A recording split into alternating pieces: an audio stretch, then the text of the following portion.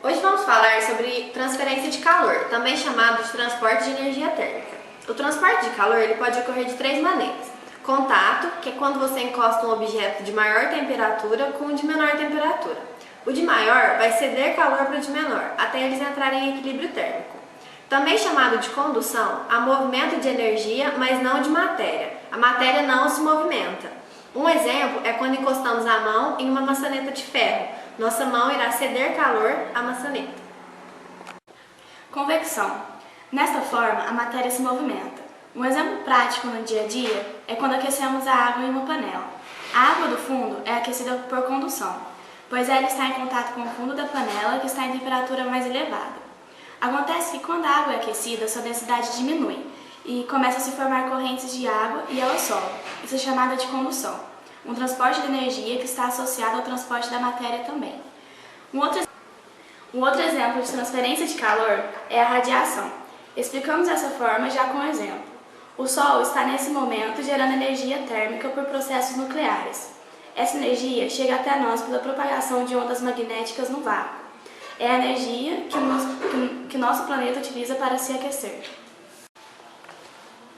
Dentro dessa matéria, podemos estudar o funcionamento de vários aparelhos, tais como a geladeira, que utiliza a vaporização de uma substância, o gás refrigerante, para retirar calor de seus compartimentos. É o princípio que já foi citado. O corpo de maior temperatura perde calor para o de menor temperatura. No caso da geladeira, os alimentos perdem calor para o gás refrigerado, diminuindo a temperatura interna da geladeira. No caso do ar-condicionado, ele retira calor do ambiente por convecção e devolve ar refrigerado. O ar quente, que é menos denso, sobe e o ar frio, que é mais denso, desce, formando as correntes de convecção. Por esse motivo é que o ar-condicionado é colocado sempre na parte superior do ambiente. O aquecedor de ambiente, por sua vez, funciona de uma forma contrária ao ar-condicionado. Como este libera um ar mais quente. Ao colocarmos este na parte inferior do ambiente, faz com que o ar quente liberado suba, forçando a descida do ar mais frio. Forma-se então corrente de convecção, permitindo o aquecimento da sala como um todo. Temos também o aquecedor solar. A parte do condutor de água, que fica exposto ao sol, aquece devido à radiação solar.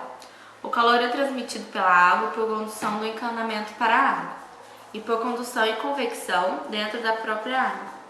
A água aquecida fica mais leve, então sobe naturalmente para o reservatório, empurrando a água fria para o encanamento de aquecimento, fechando o ciclo. Assim a água vai aquecendo totalmente sem necessidade de consumo de energia elétrica. Um outro exemplo interessante é a garrafa térmica. A função de uma garrafa térmica é impedir as trocas de calor de seu conteúdo com o ambiente externo. Dessa forma, é construída de modo a evitar tanto quanto possível a condução e convecção e a radiação. A condução e a convecção são evitadas através de uma região de ar rarefeito entre as paredes duplas internas da garrafa. A radiação é evitada através do espelhamento de suas paredes, tanto internamente quanto externamente. Assim, tenta-se evitar que a energia térmica transite do interior da garrafa para o meio e vice-versa. Terminamos aqui a nossa videoaula. Espero que tenham gostado e tirado suas dúvidas sobre a transferência do calor.